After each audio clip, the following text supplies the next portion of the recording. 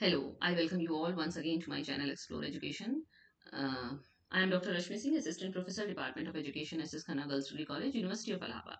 And this time I am going to discuss with you a very important policy of education, that is National Policy on Education 1986. राष्ट्रीय शिक्षा नीति 2020 के आने से पहले तक भारतवर्ष की शिक्षा व्यवस्था एनपीई 1986 द्वारा ही गवर्न हो रही थी। तो ये पॉलिसी हम लोगों ने सिर्फ एक बार इंटीग्रेटेड एजुकेशन के संदर्भ में पढ़ा है। बहुत कुछ है इसमें जो पता होना चाहिए, और चूंकि आपके कोर्स में आ गया है, सिलेबस में आ गया है, तो अब इस पर बाध्यता हो गई इस पर बात करने की। तो बहुत 23 टास्क फोर्स एनपीई ने चुने अपने लिए, जिस पर उसने काम किया, उसके लिए उस पर रिकमेंडेशन दी, उनकी प्रेजेंट पोजीशन बताई, उसका क्या होना चाहिए ये बताया, क्या बाधाएं आ सकती हैं ये बताया। लेकिन चूंकि आप इसको कितना कवर कर सकते हैं, तो इस समराइज वे में कवर करने का मैंने प्रयास किया है, और 23 टास्क फोर्सेस में से कुछ कुछ की हम लोग बात करते चलेंगे, क्योंकि बहुत कॉम्प्रिहेंसिव डॉक्यूमेंट है ये, but less comprehensive than education commission. वो 682 पेज का डॉक्यूमेंट था, ये 188 पेज का था, और हमारी राष्ट्रीय शिक्षा नीति सिर्फ 62 पेज की है। ओके, तो इसमें हमने क्या क्या कवर किया है? ECCE, early childhood care and education, elementary education, non formal education and operation blackboard, secondary education, Navodaya Vidyalaya and vocational education. इसी से आपको समझ में आ जाएगा कि नवोदय विद्यालय की संकल्पना 1986 में राष्ट्रीय शिक्षा नीति ने दी, ऑपरेशन ब्लैक बोर्ड की संकल्पना दी, एंड ऑल। तो शुरू करते हैं ईसीसीई से। उस वक्त भी ये ध्यान दिया गया, नीतिकार जो नीति निर्माता थे वो ये बात कर रहे थे, जो शिक्षाविद थे वो ये बात कर रहे थे कि जो अर्ली चाइल्डहुड का समय होता है वो बहुत क्रूशियल होता है, क्योंकि इस वक्त बच्चे की शारीरिक और मानसिक वृद्धि बहुत तेज होती है। इसलिए early childhood care and education की आवश्यकता है। इसीलिए 1974 में एक नेशनल पॉलिसी फॉर चिल्ड्रन पहले बनाई जा चुकी थी। ये शो करता है कि भारत की सरकार जो है वो भारत के बच्चों के विकास के लिए चिंतित है, उसके लिए कार्यरत भी है।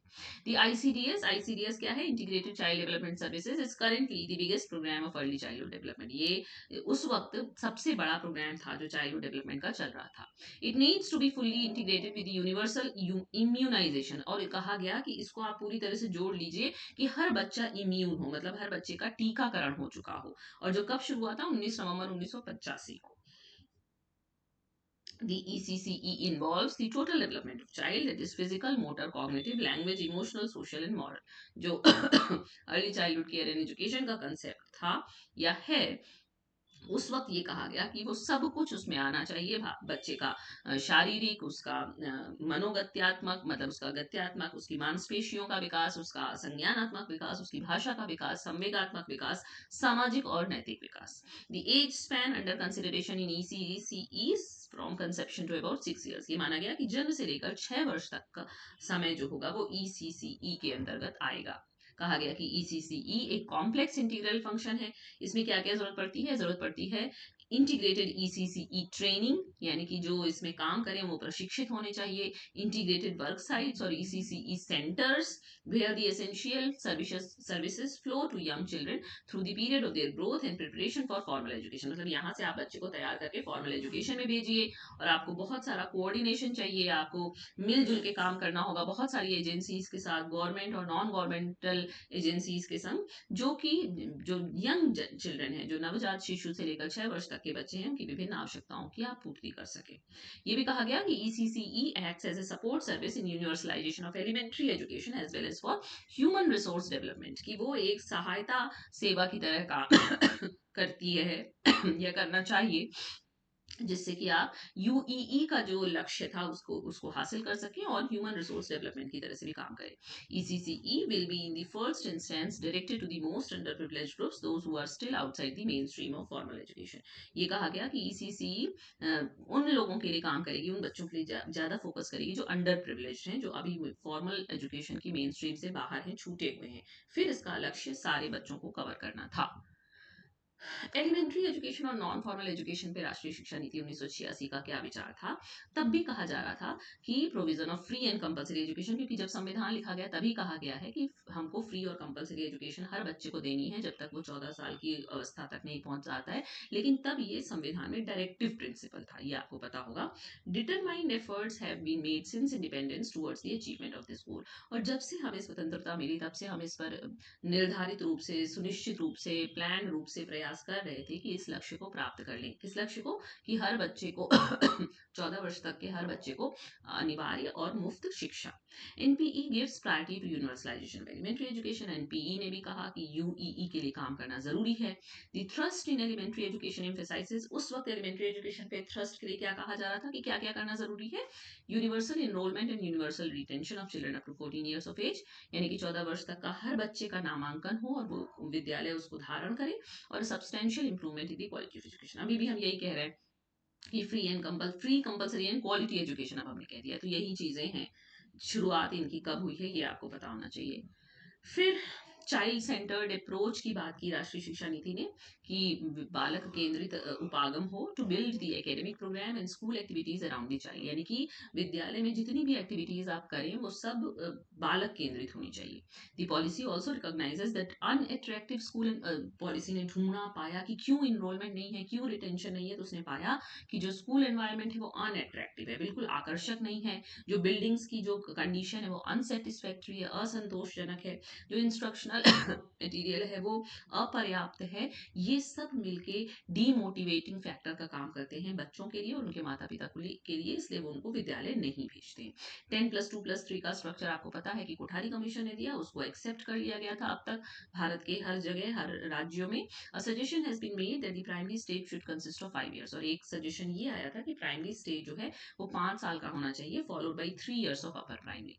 5+3 है ना। It will be assumed that free and compulsory education up to 14 years of age is provided to all children by 1995।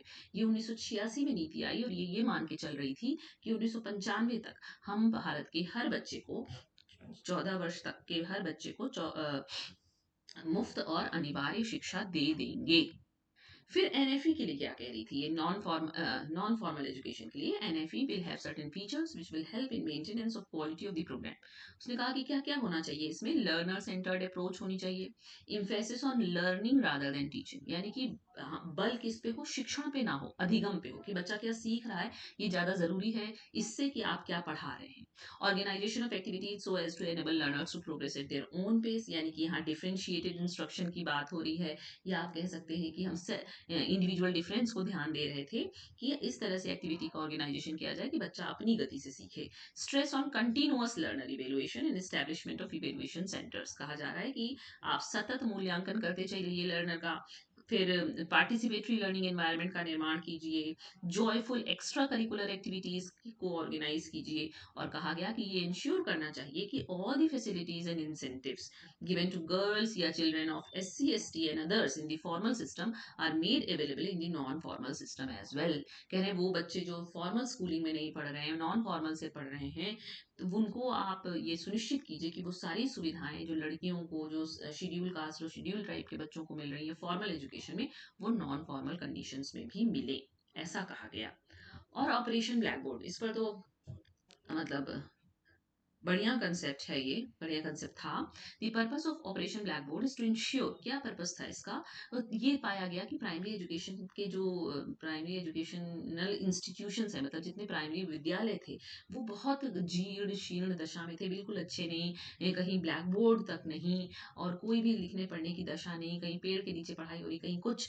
तो कहा गया कि इंश्योर करिए provision of minimum essential facilities in primary schools, की जितने भी प्राथमिक विद्यालय हैं उनमें न्यूनतम आवश्यक सुविधाएं पहुंच जाएं, और लर्निंग इक्विपमेंट। तो ऑपरेशन शब्द इसमें इसलिए लगाया गया कि मतलब आप अर्जेंट है ना, एकदम कि अर्जेंसी है इस प्रोग्राम में, इस प्रोग्राम को आप डिले नहीं कर सकते हैं। और चूंकि इस प्रोग्राम के गोल्स क्लियर और वेल डिफाइंड थे, and the government and the people are determined to achieve these goals within a predetermined time frame, और ये भी सुनिश्चित कर लिया गया पहले ही कि इतने टाइम फ्रेम में हम हर प्राथमिक विद्यालय में मिनिमम एसेंशियल फैसिलिटीज प्रोवाइड कर देंगे।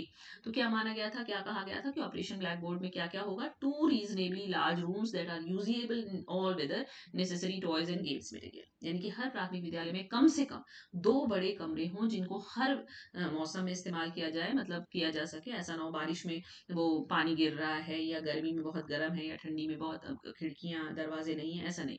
नेसेसरी टॉयज हो, गेम्स मटेरियल हो, ब्लैक बोर्ड हो, मैप चार्ट और अदर लर्निंग मटेरियल हो, ये सुनिश्चित करना था ऑपरेशन ब्लैक बोर्ड को। Okay, then secondary education and Navodaya Vidyalaya में क्या कहा गया कि secondary and higher secondary education एक टर्मिनल होता है, वो जो इसके बाद काम के क्षेत्र में लग जाते हैं या कुछ लोग इसके बाद हायर एजुकेशन में चले जाते हैं। तो उसने कहा कि चूंकि फॉर सच अ पीपल जो इसके बाद काम में लग जाते हैं, आगे की पढ़ाई नहीं करते, a strengthened vocational scheme should form the main plan of strategy. निश्चित रूप से व्यावसायिकरण का या व्यावसायिक शिक्षा का कोई भाग यहाँ से जुड़ना चाहिए। फॉर द रेस्ट बाकी लोगों के लिए सेकेंडरी एजुकेशन और हायर सेकेंडरी क्या होता है, हायर एजुकेशन के लिए प्रिपरेशन होती है। And therefore a good grounding in the subject area should be provided along with learning orientation. यानी कि आपको सब्जेक्ट एरिया में बढ़िया ज्ञान देने के साथ साथ लर्निंग ओरिएंटेशन भी देना है। क्यों? क्योंकि कुछ बच्चे हायर एजुकेशन में जाएंगे और आपको वोकेशनल स्कीम भी यहाँ देनी है। क्यों? क्योंकि कुछ बच्चे इसके बाद काम में लग जाएंगे, ऐसा कहा गया।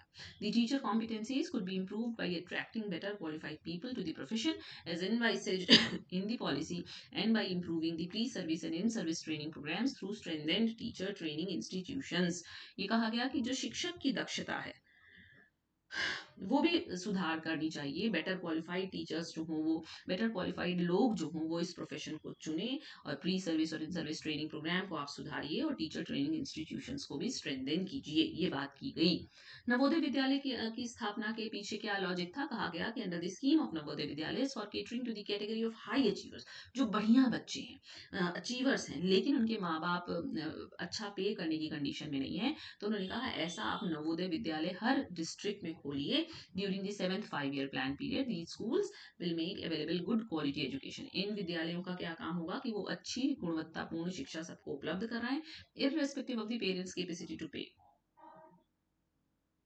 इससे फर्क नहीं पड़ना चाहिए कि उनके माता पिता के पास उसको पे करने की क्षमता है कि नहीं, कोई भी उनका सोशियो इकोनॉमिक बैकग्राउंड हो। ये कहा गया कि इन विद्यालयों में 75% आरक्षण ग्रामीण क्षेत्रों से आए हुए बालकों का होगा। बस एक ही शर्त है कि वो हाई अचीवर होने चाहिए। फिर वोकेशनल एजुकेशन पे क्या कहा राष्ट्रीय शिक्षा नीति 1986 ने? इन 1976 the National Council of Educational Research and Training NCRT document Higher Secondary Education and its Vocationalization was presented to the country, setting out a model conceptual framework for implementation। In spite of all these efforts, the scheme of vocationalization of education has not yet picked up। उसने कहा कि 1976 में ही NCRT ने एक document पेश किया था higher secondary education और वोकेशनलाइजेशन के नाम से, लेकिन अभी भी इसने गति नहीं पकड़ी है व्यावसायीकरण ने। क्यों नहीं पकड़ी है? उन्होंने कहा बहुत सारे इसके लिए कारक जो हैं वो जिम्मेदार हैं इसकी स्लो प्रोग्रेस के लिए, कि धीमी गति से जो ये उन्नति कर रहा है। जैसे absence of A well coordinated management system, आपके पास कोई ऐसा मैनेजमेंट सिस्टम नहीं है जिसमें आपस में कोऑर्डिनेशन हो। Unemployability of vocational pass out, जो वोकेशनल एजुकेशन से पढ़ के भी निकल रहे हैं, पास आउट हैं, उनको भी रोजगार नहीं मिल रहा है। Mismatch between demand and supply, जो मार्केट की डिमांड है और जो आप सप्लाई दे रहे हैं उनके बीच में मिसमैच है, यानी कि मार्केट को जो चाहिए वो नहीं दे रहे हैं। Reluctance in accepting the concept by the society, समाज इस बात को स्वीकार नहीं कर रहा है कि हाँ, इस तरह से भी उनको लगता है कि नहीं, ये तो बच्चे ने भी कम पढ़ाई की है, उसको और पढ़ना चाहिए तब उसको ज्ञानवान होगा and all. An absence of proper provisions for professional growth and career advancement for the vocational pass outs, और हमारे पास कोई ऐसा प्रोविजन नहीं है जिससे हम उनको कोई प्रोफेशनल ग्रोथ दे सकें, कोई करियर एडवांसमेंट दे सकें उन बच्चों को जो वोकेशनल स्ट्रीम से पास आउट होते हैं। तो ये सब उसने कारण बताए। फिर उसने कहा सेकेंडरी स्टेज पे क्या होना चाहिए, हायर सेकेंडरी स्टेज, वैसे बात प्राइमरी और यूनिवर्सिटी ये लेवल की भी है, लेकिन हमने सिर्फ सेकेंडरी और हायर सेकेंडरी को कवर किया है। सेकेंडरी में देखिए SUPW है ना, सोशली यूजफुल प्रोडक्टिव वर्क जिसका फुल फॉर्म है, और WE क्या है, वर्क एक्सपीरियंस। उन्होंने कहा कि दी SUPW या WE programmes for the secondary stage are viewed as a linear extension of that for the middle stage। These activities at secondary stage are also expected to enable students to opt for vocational programs at the +2 level with better appreciation and undertaking। It may also be mentioned that a significant number of students drop out after this stage। ये माना गया, देखा गया कि बहुत सारे बच्चे इस स्टेज के बाद ड्रॉप आउट हो जाते हैं। Hence the programs of SUPW या WE are expected to ensure to modest preparation for students before they leave the school to enable them to choose an occupation। ये माना गया कि जो हम SUPW चलाते हैं, जो WE के प्रोग्राम चला रहे हैं, उन्हीं में हम वोकेशनलाइजेशन का इनपुट डाल दें, ताकि वो बच्चे जो ड्रॉप आउट हो जाते हैं वो इसके बाद किसी ना किसी वोकेशन को चुन सकें, इतना हम उनको काबिल बना सकें। फिर हायर सेकेंडरी स्टेज के लिए कहा गया कि the vocational courses at higher secondary stage are to be regarded not as a preparation for the college but as a period for preparing an increasingly large number of school leavers for different vocations in life.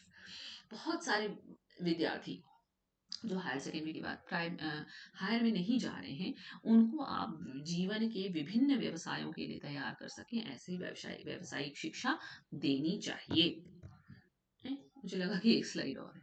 ओह, तो इतना ही portion अभी मैंने NP 1986 का cover किया है, क्योंकि higher education जो है वो बहुत बड़ा है। उसमें बहुत सारे पॉइंट्स है, बहुत सारे ऐसे पॉइंट्स हैं जो हमें पता होने चाहिए, तो हायर एजुकेशन को एकदम अलग से पढ़ना पड़ेगा, फिर कई सारे पॉइंट्स तब भी रह जाएंगे। ओके, तो ये एनपीई पे पहला एक लेक्चर, क्योंकि इसके पहले हमने एनपीई को पढ़ा है इंटीग्रेटेड एजुकेशन में, इसलिए एजुकेशन ऑफ हैंडीकैप के नाम से जो चैप्टर है, जो पोर्शन है, उसको हम कवर नहीं करेंगे, क्योंकि इंटीग्रेटेड एजुकेशन में हम पहले ही उसको बात कर चुके हैं। Okay, so thank you and don't forget to like and subscribe my channel, Explore Education.